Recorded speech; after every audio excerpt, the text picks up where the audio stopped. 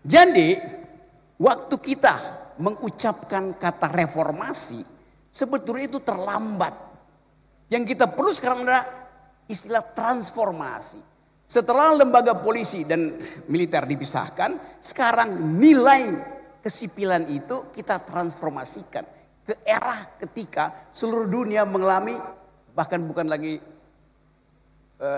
transformasi, tapi Pak Magnis istilahnya itu transvaluasi, kata Nietzsche.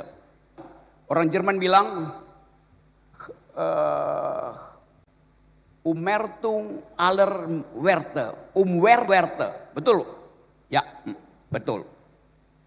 Umwertung aller Werte, transformasi semua nilai itu. Jadi sekali lagi, kepentingan kita dengan reformasi kepolisian ini dimulai dengan transvaluasi. Semua nilai kita bicarakan ulang, karena bukan cuma di Indonesia terjadi transvaluasi nilai, seluruh dunia.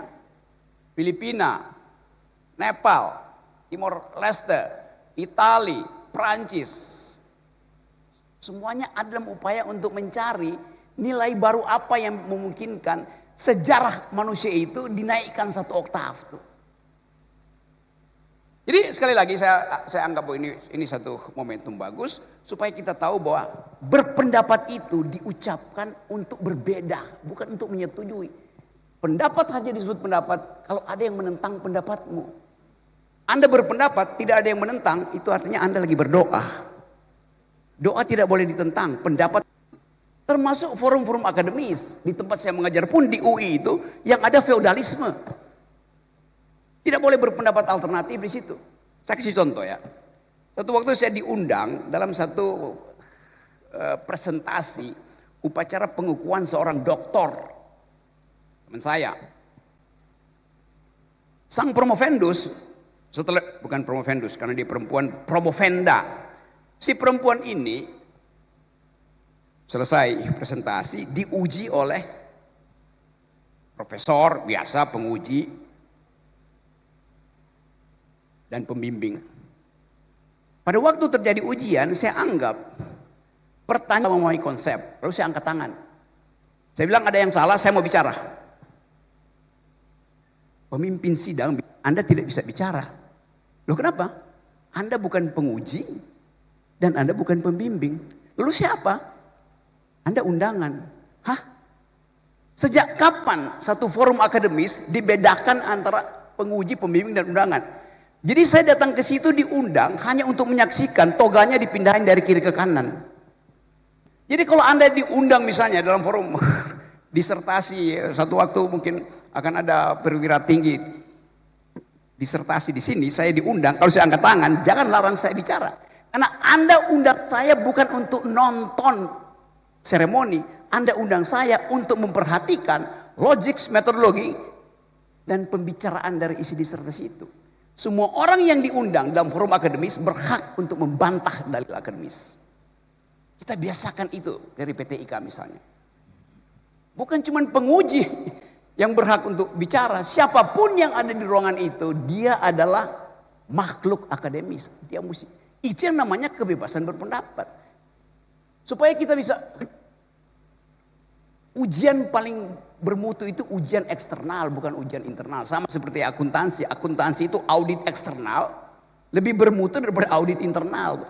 Demikian juga kalangan kepolisian tuh. Audit masyarakat sipil terhadap kepolisian lebih bermutu daripada audit internal yang dilakukan oleh fungsi-fungsi keirjenan di sini. Nah, ini sebetulnya kita lagi audit eksternal tuh. Itu intinya. Tetapi sekali lagi, audit di dalam urusan demokrasi harus basisnya argumen, bukan sentimen. Ngapain mengaudit polisi dengan sentimen? Auditlah dengan argumen. Force of the better argument, itu dasarnya tuh.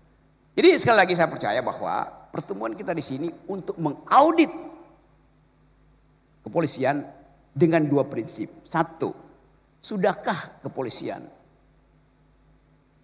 menyempurnakan proses reformasi dengan mentransvaluasinya sendiri?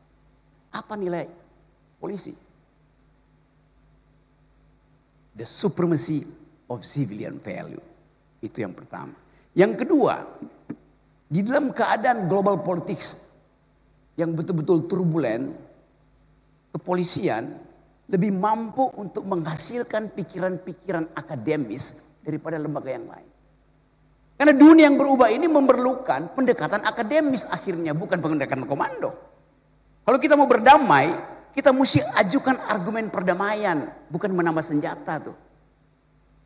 PBB dirancang untuk menghasilkan perdamaian setelah Perang Dunia Kedua. Maka kita semua, setiap bangsa kontribusi pada PBB supaya dana perdamaiannya bisa dipakai ketika ada konflik.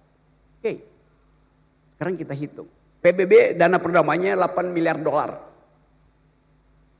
buat menjaga perdamaian. Tetapi dana militer sedunia hari ini 18 triliun dolar. Artinya pasti akan ada perang. Kenapa?